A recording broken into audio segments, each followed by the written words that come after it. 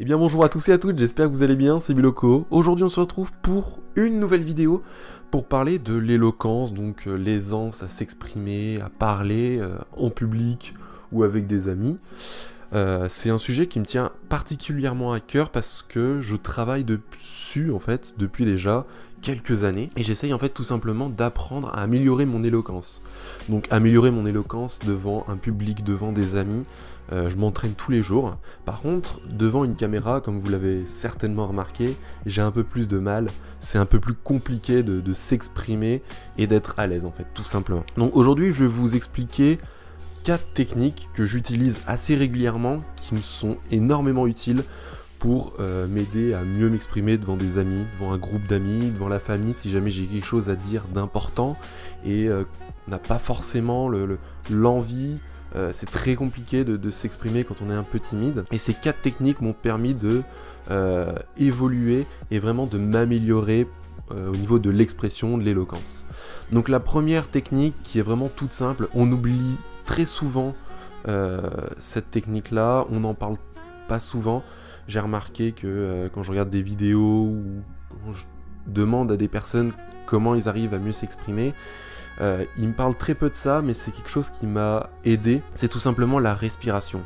C'est s'entraîner à respirer. Aujourd'hui, on respire beaucoup avec la cage thoracique, en fait, et très peu avec le ventre, alors que, normalement, quand on s'exprime, ça sort du bide, quoi. C'est les tripes, tu vois, on donne vraiment tout ce qu'on a envie de mettre. Et donc, du coup, on respire tellement avec la cage thoracique qu'on se bloque à la respiration, et on a vraiment du mal à respirer. Et c'est là où on a du mal à s'exprimer. C'est compliqué de parler parce que la respiration se bloque. Et tout simplement, la technique qui va vous permettre d'apprendre à mieux respirer, c'est tout simplement d'inspirer avec le nez, très fortement, et d'expirer avec la bouche. Et si ça peut vous aider, si vous avez du mal à respirer avec le ventre, parce qu'il faut faire tout ça bien évidemment avec le ventre, mettez votre main sur le ventre et vous verrez que ça ira beaucoup mieux, ça sera beaucoup plus pratique, vous sentirez vraiment la sensation de respiration. Et vous faites ça très régulièrement, plusieurs fois par jour, et au bout d'un moment, vous allez apprendre à respirer et tout simplement à vous exprimer mieux. Ensuite, la deuxième solution, c'est tout simplement, donc là il n'y a pas de mystère, c'est de se mouiller. C'est vraiment parler tout le temps. Moi j'aime bien dire se mouiller parce que on n'est pas habitué à parler en public, on n'est pas habitué à parler avec des amis, devant un groupe d'amis par exemple, et c'est là qu'il faut passer à l'action, c'est-à-dire que je me dis dans ma tête, allez j'y vais, boum, c'est parti, j'exprime ce que j'ai à dire et j'y vais. Et cette technique-là, on a un petit peu du mal à la faire parce que, bah voilà, il y a beaucoup de pression, on a le stress qui arrive, et moi, mon petit tips à moi qui me permet de mieux m'exprimer, de passer tout de suite, me mouiller tout simplement, passer tout de suite à l'action, c'est faire 3, 2, 1, go, et hop, on y va. Donc tu dis 3, 2, 1, go dans ta tête, et au go, t'y vas. Donc tu rentres dans le groupe et tu parles. Ou 3, 2, 1, go, et là tu parles devant le public, tu lèves la main.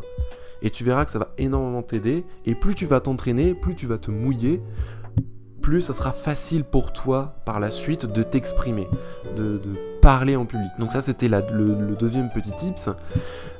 Troisième tips que je travaille, que j'essaie de beaucoup travailler, c'est de parler comme si je parlais avec un ami. Bon, bien sûr, pas de langage familier, pas de violence, etc. Hein, mais je verrais pas pourquoi à une famille, un groupe de personnes en face qu'on connaît peut-être pas forcément, mais on doit essayer d'avoir un langage très soutenu, ultra sophistiqué. Non, tu fais des phrases simples, comme tu as l'habitude de faire avec tes amis, tu te compliques pas la vie et tu parles comme si c'était un ami qui était en face de toi. Bien sûr, t'enlèves le langage familier, tu le tutoies pas, etc.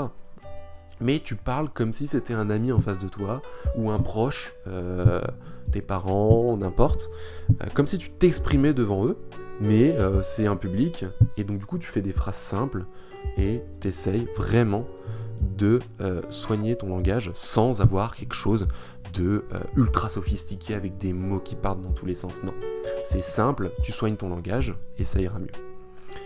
Et tout simplement la quatrième solution qui m'est vraiment utile, que j'ai appris il y a très peu de temps d'ailleurs, et maintenant je mets en place assez régulièrement, c'est d'accepter les émotions. Donc si jamais on a du stress qui arrive lorsqu'on parle, il faut l'accepter, ce stress. Il faut que tu acceptes ces émotions. En ce moment, je suis en train de lire un livre qui s'appelle L'apprentissage de l'imperfection, et il parle beaucoup de l'acceptation des émotions. C'est vrai que c'est essentiel parce que tu vas griller énormément d'énergie à vouloir lutter contre le stress, contre des émotions qui t'arrivent, mais c'est humain. C'est tout simplement humain d'avoir un stress lorsque tu t'adresses devant des centaines de personnes ou devant un groupe de personnes. C'est humain d'avoir le trac, de ne pas savoir quoi dire, mais tu acceptes cette émotion, tu la laisses venir en toi et tu verras qu'elle va partir toute seule.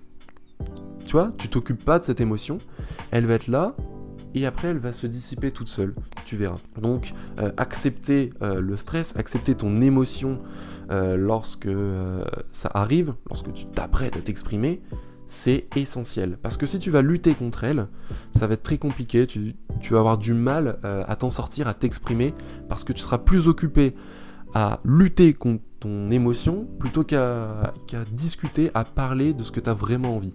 Donc tu auras ta concentration qui sera centrée sur deux objets, enfin deux choses. Donc voilà, c'était des 4 tips, 4 on va dire astuces qui m'aident à mieux m'exprimer, améliorer mon éloquence, que je mets en place aussi lorsque je fais des vidéos. Bon, je commence la vidéo, hein, je sais pas quand est-ce que vous allez la regarder, mais à ce moment-là où elle sort, je commence les vidéos, et c'est vrai que c'est pas facile de s'exprimer devant une caméra quand on n'est pas forcément habitué. Mais vous voyez, je me mouille, je fais des vidéos, et ça me passionne, donc je continue. Voilà.